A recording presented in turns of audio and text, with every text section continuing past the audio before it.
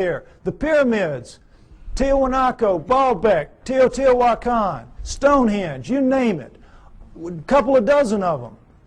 All of those are impossible for human beings to recreate today. And yet we are told in another one of these great fantasies that they were somehow created by people in ancient times, ancient Egyptians or ancient Sumerians or anybody.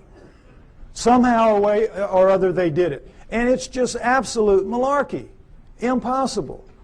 Now, next slide. Some Egyptian scholars tried to prove it by getting down in with some pink granite here and wailing away with some stones for a few hours and tore their hands up and walked out of there saying, well, you know, we couldn't make much of a dent in it, but boy, you know, those old folks, they sure had a lot of time on their hands, and somehow they figured out a way to do it. Wouldn't give an inch after this. Wouldn't give an inch. It's ridiculous. Now, here's the stone they're working on. Next slide. Some of you may have seen this. This is an ancient 1,170-ton obelisk lies unfinished at the Aswan quarry. A crack rendered the stone unusable. It's pink granite. They were making it into an obelisk like the one you saw in Allen's slides. Okay? It's about 100 feet long. It's about 12 feet wide, 12 feet deep on the side. Imagine the Washington Monument, just squared off. And it's pretty much done. But now let's move this from the Stone Age. Let's move it through the age of copper, because copper wouldn't make a dent in that. And let's move it into the Bronze Age. Bronze will chip on it. Bronze will take a little bit of it out. Now, let's put our bronze chisels or hatchets or whatever in the hands of some guys and get them down in this crack and put them to work. How do you think you're going to fare in there? Pretty tight fit.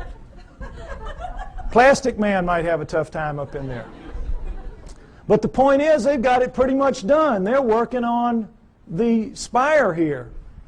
When they break it, you know how it works. You press here, you get this. Well, look, does this look like somebody chipping away with a little hand? No. This looks like a belt sander taking pieces out the size of the chair you're sitting on. Huge chunks of pink granite, one of the hardest stones in the world, just being ripped out. And they press too hard with whatever machine they've got here, and you know your physics. You get stress back here, and they popped it. They broke it.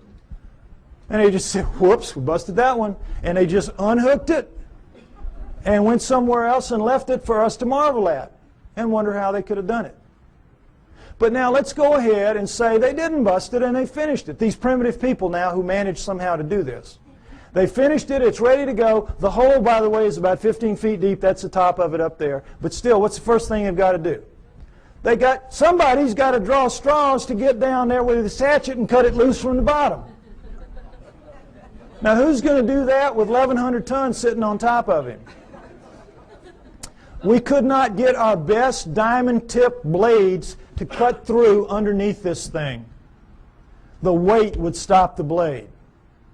We could not, the operative word here is impossible. We could not get this out of here. And yet they did it time and time and time again. To lift it out, just if we could somehow cut it loose, we would have to take a dozen of our largest movable cranes to wring that hole just to get it up. You're being lied to, folks. That's the main thing you got to understand. You're being lied to. It's absolutely impossible for this one stone. This one stone proves that none of the megaliths were made by those people in that era. And this, again, is not the biggest one. They have them in Baalbek twice that big. Okay? Next slide. All right. What we're told is that the Anunnaki came to Earth for this, gold, mining gold.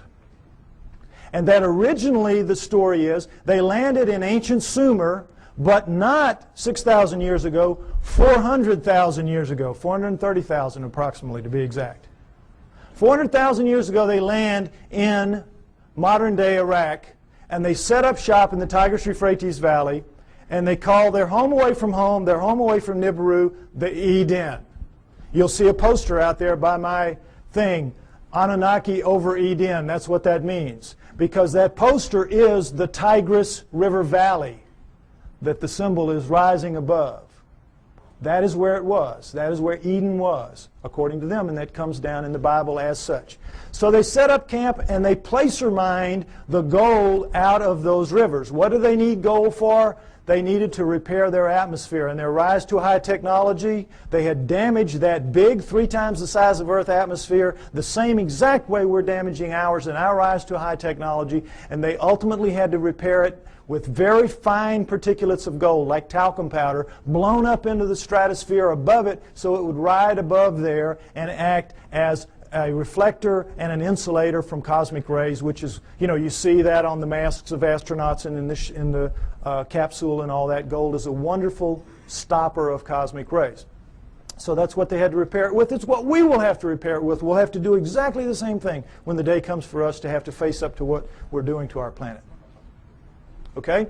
So they came, they place their mind out of the river, and all that is you put a tray in the water, you let the water sweep over, the water drops the gold into these cloth. Every few weeks you pick it up, and it's real easy. It's the way we do it now when we have the opportunity. But you tap out any stream system, ultimately, and they did. After about 150,000 years, they had tapped it out. And so they decided they were going to split themselves up and go where the mother lode of gold was on the planet Earth, which is what it is today, southern Africa. So they divided themselves into the upper world, which remained the Eden, and the Abzu, which was the lower world, and you didn't want to go to the lower world because you had to get in the holes and dig the gold.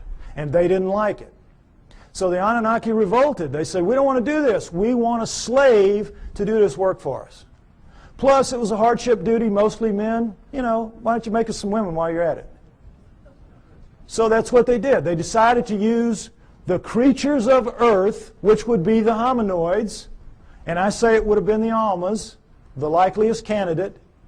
They took the creatures of Earth to get some of their genetic material to make the new slave better adapted physically to the planet than they were, but the slave would for the most part be like themselves. We shall make the Adamu, A-D-A-M-U, which comes down as Adam, and we shall make the Adamu in our own image after our own likeness, which comes down word for word. And that is what they did. They made their slave inferior models of themselves. That's us, folks. That's us. We're really inferior models of the Anunnaki. And as you saw in the cylinder seal, we look like them. We look like, in their own image, after their own likeness. In all of the cylinder seals, we look just like them. We don't have the horns on our headgear. That's about it. We are them. That's why we're not adapted to this planet. That's why we're so obviously not a part of this planet. We have their bones. We don't have primate bones. We have their muscles. We don't have primate muscles.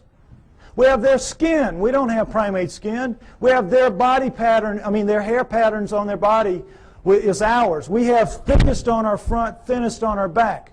Primates have thick on the back, thin on the front. We have their eyes, their poor night vision eyes. We have their foreheads. We have their brains. That's the key to this. We have their brains. That's why we're not like anything else on this planet. We are them. We are genetically engineered copies of them. Okay, next slide. Let's take a look at how that was done. Human body contains 100 trillion cells. There's a nucleus inside each human cell except red blood cells. Each nucleus contains 46 chromosomes arranged in 23 pairs. One chromosome of every pair is from each parent. The chromosomes are filled with tightly coiled strands of DNA. Genes are segments of DNA that contain instructions to make proteins, the building blocks of life. This is where genetic engineering takes place. Now, we're going to go over it lightly, but it's very important. I want you to understand these things that I'm going to tell you now. Okay, next slide. Don't worry about the details and how they do it. This is what they do. They can open up a cell, our genetic engineers can, our geneticists can. We can open up a cell, open up the nucleus, pull out strands of DNA, and in that strand, 98% of it will be what's called junk DNA. We don't know what it does. If it has a function, we don't know what it is. 2% will be what are called, prosaically enough, the working segments. They work. They do what they're supposed to do. They make the proteins. Now, if you cut in the junk above a working segment and in the junk below and remove it and have done the same with another strand of DNA over here, you can move anything into anything else. It can be animal into plant, plant into animal, fish into fowl. It does not matter because all living things at the most fundamental level are exactly alike. Understand that.